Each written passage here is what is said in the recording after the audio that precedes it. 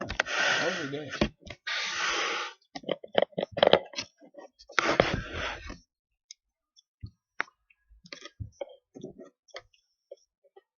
Quick random question. Is Tuan coming here? Yeah, I heard. So he is. Is he doing a documentary on you? No, Tuan or Tony? No, Tuan. Either. No.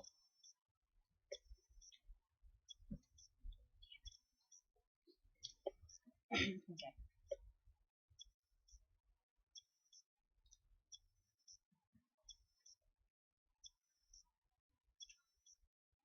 Oops, sorry. All right. So you were finished with college. You were in San Jose, but when you met Merle in New York, though, right? So can we backtrack? What happened after you graduated San Jose? Yeah.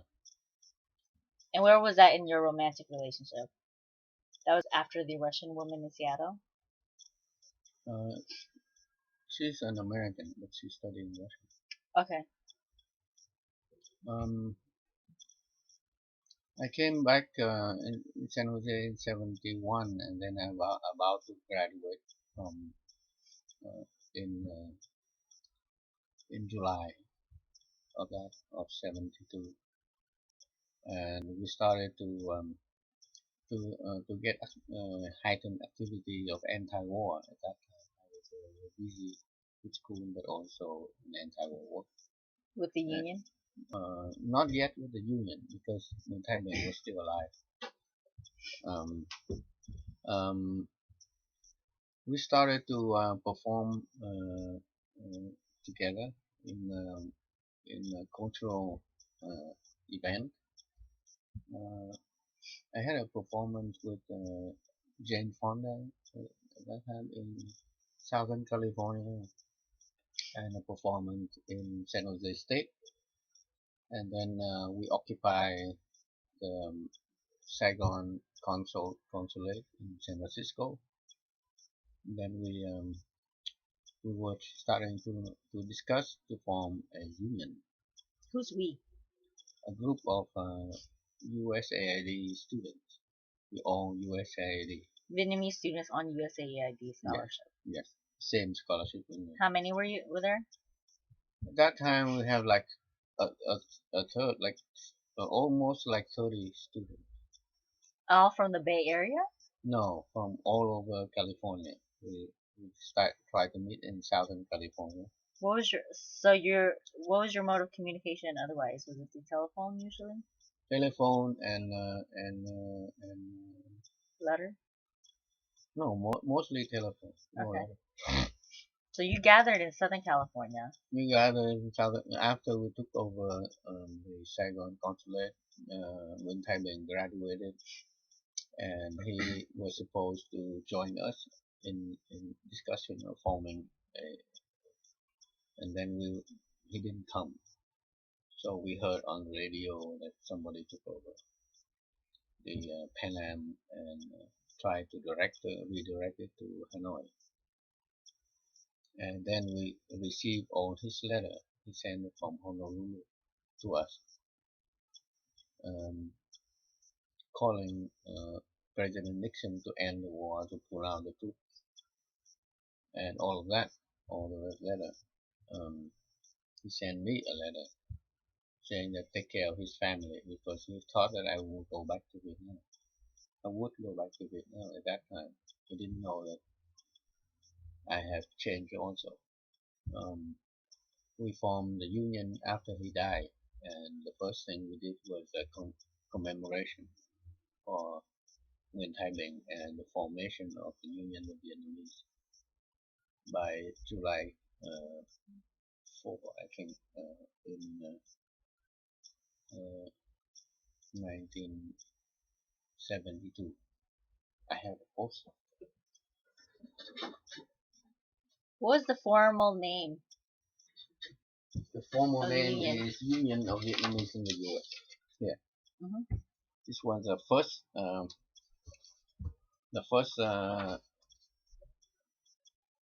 the first poster made by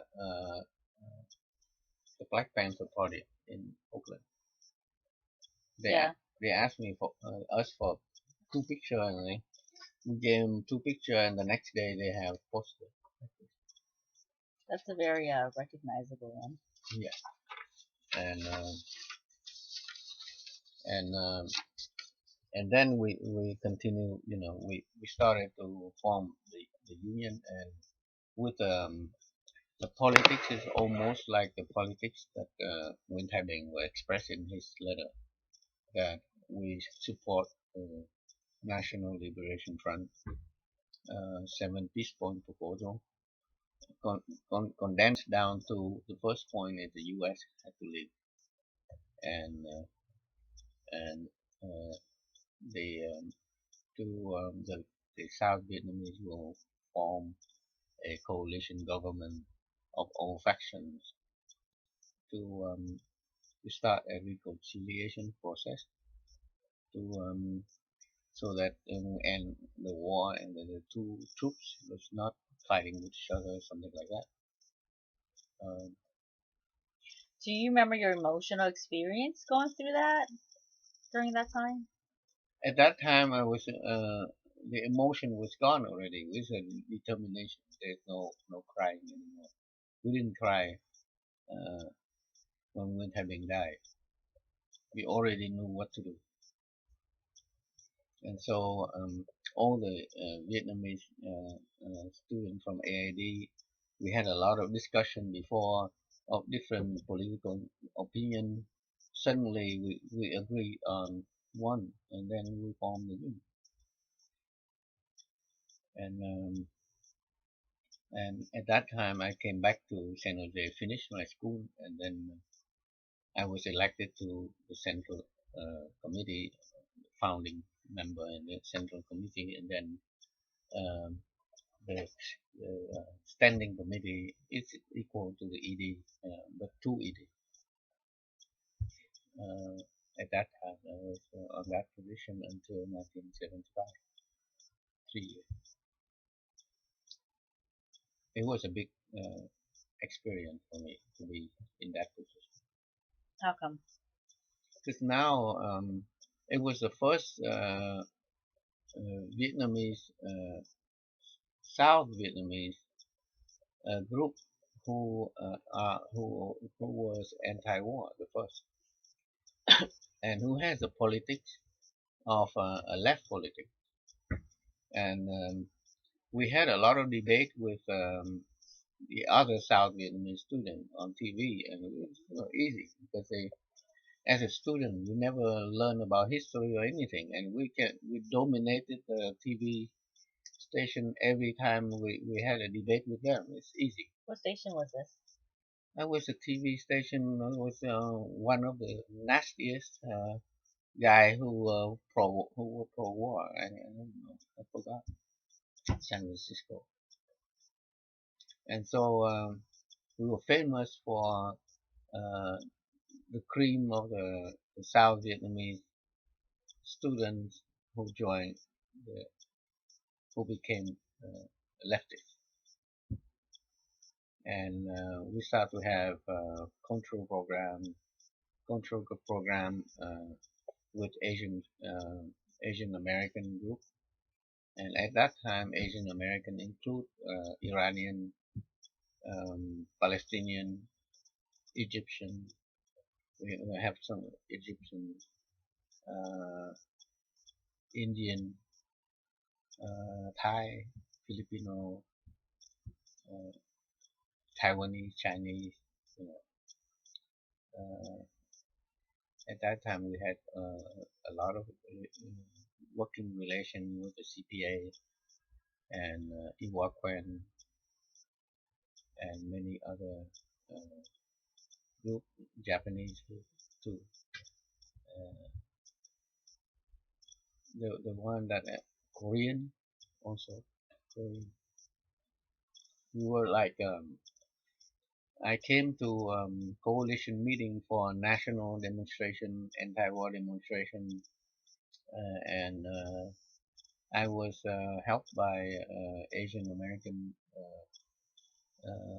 leaders, they came with me and they taught me how to separate different group of people, from church group and Fourth International, Third International, um, a lot of people from Women's International League for Peace and Freedom, Women for Peace, and I think there was a women's union of American Women's Union, and also many black groups who joined. So at that time, we formulate an idea that the first formulation of an idea that peace for the peace movement, they have to acknowledge that in order to resolve a peace process, they must recognize and support the uh, the progressive force in the third world country instead of trying to agree with the U.S. on how to resolve it without the voice of the victims. So at that time, it was changing. It was the change in the in the movement, so that not only we resolve the end of the war, but to resolve according to the we have to support the progressive force in South Vietnam and tending toward reunification of Vietnam.